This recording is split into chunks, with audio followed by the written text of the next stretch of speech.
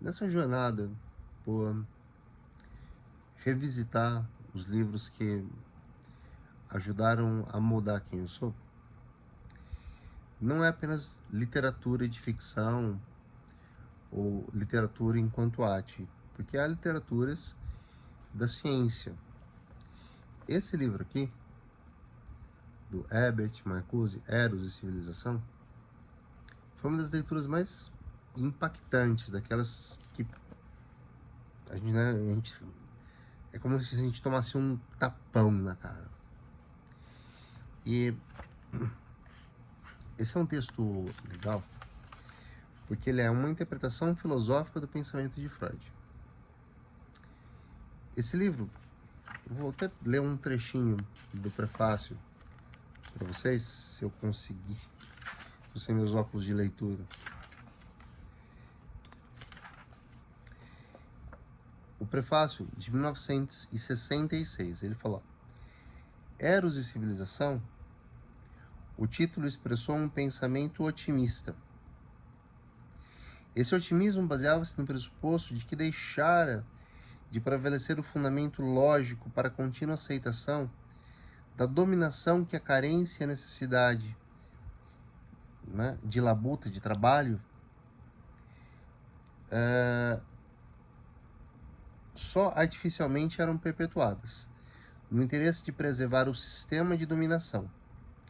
Negligenciei ou minimizei o fato desse fundamento lógico obsoleto ter sido amplamente reforçado, se não substituído, por formas ainda mais eficientes de controle social.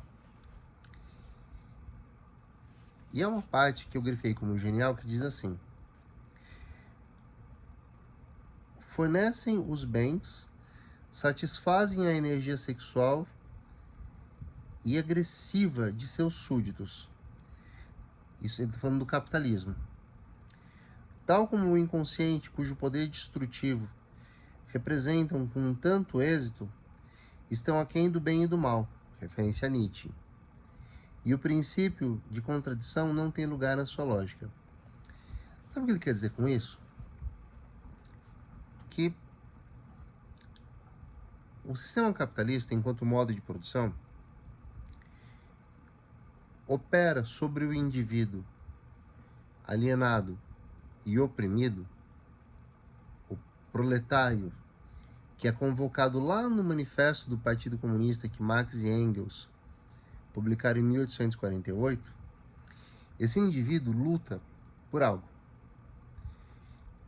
E o que ele conquista é sempre menos do que ele queria ter. Ele conquista. Com essa conquista, ele se torna o oposto do que disse antes. Meio Raul Seixas isso, né? Aí, ele antes se dizia explorado, expropriado, né? Confundido, enganado, até que, com os anos de trabalho, e um trabalho sabidamente exploratório, ele adquire um imóvel, um certo conforto e uma certa idade. E então já não é mais solidário em relação àquele que começa a vida e quer lutar. Vejam, esse livro está muito próximo, a publicação dele é muito próxima a maio de 1968, uma micro-revolução ou tentativa de revolução em Paris. E Marcuse conseguiu demonstrar com esse fenômeno o fato de que o capitalismo tem uma organicidade.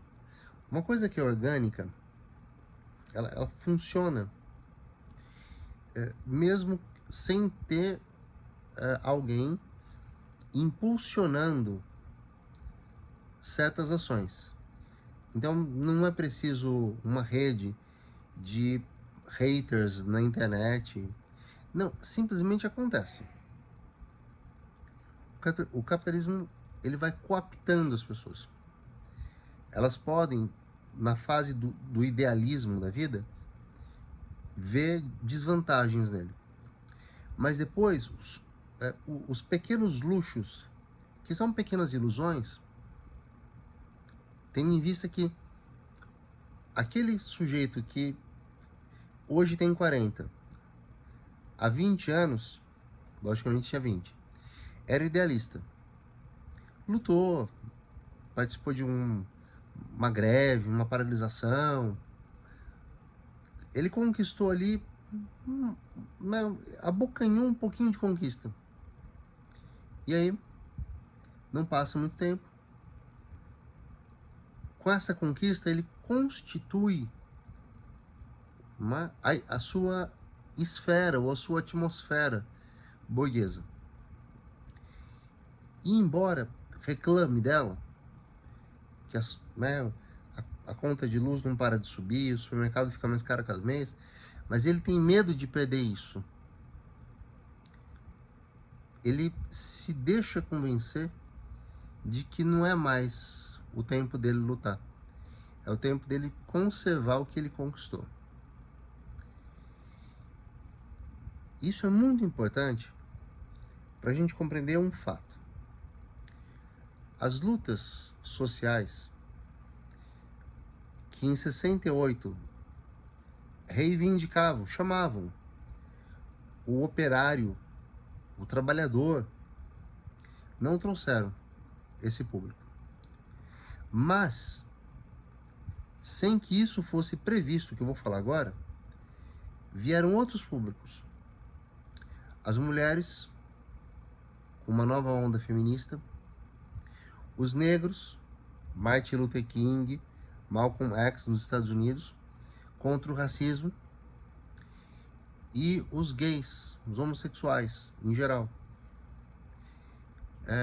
com um movimento que se inicia num bar, Stonewall, contra a opressão da polícia. E agora a gente tem que assumir uma coisa. Minoria